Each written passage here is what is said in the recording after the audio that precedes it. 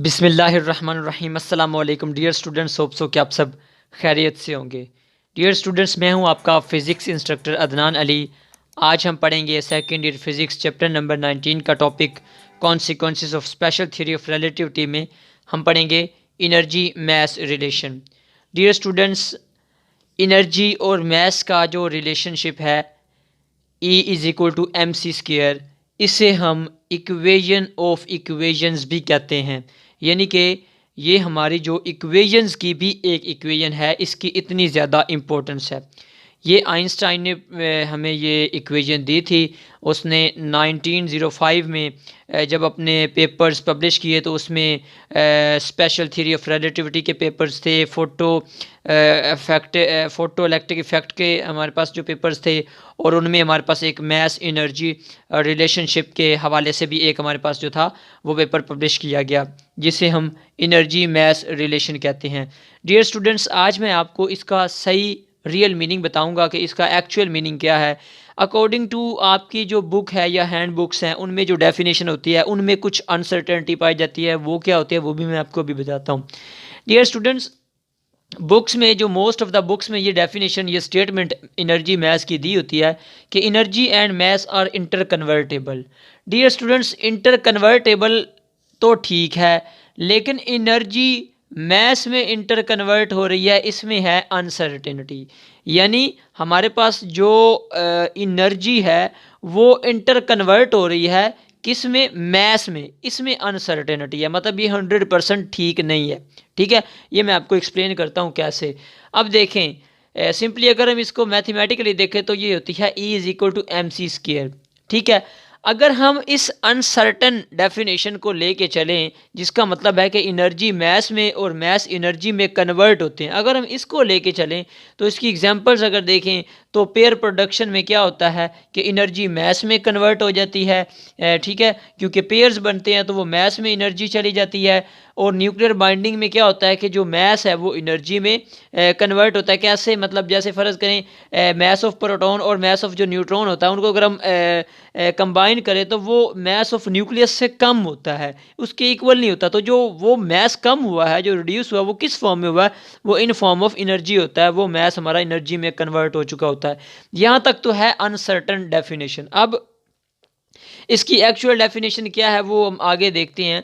पहले इसको देख लेते हैं। ये E = mc² है। यहाँ पे E एनर्जी है, M मैस है और C स्पीड ऑफ लाइट है। इसका हम स्केयर लेते हैं। अब C की वैल्यू हमारे पास 3 × 10⁸ मीटर पर सेकेंड है। अब देखें, अगर हम इसी मैस को रेस्ट मैस कंसिडर करें, यानी body is in rest, body is at rest पे है, तो M को हम m0 ले लेंगे। मैस जो है वो रेस्ट मैस है। अब हमारे पास तो उसके लिए हमारे पास ये जो M है वो सिंपली m0 हो जाएगा। अब ये तो रेस्ट में है, ये मोशन में है, तो इसलिए हमारे पास जो मोशन में होती है उसकी एनर्जी ज़्यादा होती है, इसलिए हमने इसमें से इसको माइनस करना है। तो mc² में से माइनस किया m0c², तो ये एनर्जी है, ये भी एनर्जी है, एनर्जी में से एनर्जी माइनस हो रही है, यानी चेंज आ रहा है। तो डेल E भी इसको लिख सकते हैं mc² - m0c²। अब यहाँ से c² कॉमन आ रहा है, तो m - m0 × c², तो ये डेल M आ गया। ये हमारे पास ये फाइनली रिजल्ट आ गया। और अगर हम यहाँ से डेल M की वैल्यू लें तो वो हमारे पास आ जाती है डेल M = ये इसकी c² मल्टीप्लाई हो रहा है, तो यहाँ पे डिवाइड हो जाता है। अब डियर स्टूडेंट्स, ये इक्वेशन हमें बता क्या रही है कि देखिए C की तो वैल्यू हमारे पास कितनी है? 3 × 10⁸, ये उसका स्क्वायर है। इसका मतलब है ये बहुत ज़्यादा वैल्यू है C। ये नीचे वाली ज़्यादा होने का क्या मतलब है कि इसका मतलब है कि अगर हमने स्लाइटली चेंज लाना है मैस में तो उसके लिए हमें बहुत ज़्यादा एनर्जी चाहिए होगी। ठीक है, हमें बहुत ज़्यादा एनर्जी चाहिए होगी थोड़े से मैस के लिए भी, उसमें भी चेंज लाने के लिए। तो जो कि हमारे पास जो है वो नॉर्मल रूटीन में जो है वो ऐसे फिनोमिनाज हम नहीं देख पाते।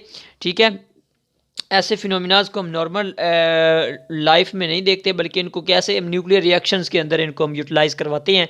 अच्छा, उसके बाद देखते हैं कि हमारे पास कैसे स्मॉल मैस के लिए बहुत ज़्यादा एनर्जी चाहिए होती है। देखें, या वो एक स्मॉल मैस है तो उसमें कितनी ज़्यादा एनर्जी होती है। तो देखें, फ़र्ज़ करें हमारे पास एक 10 kg मैस है कोई भी, उसके अंदर अगर हम एनर्जी निकालें अकॉर्डिंग टू दिस फार्मूला, तो डेल M हमारे पास कितना है?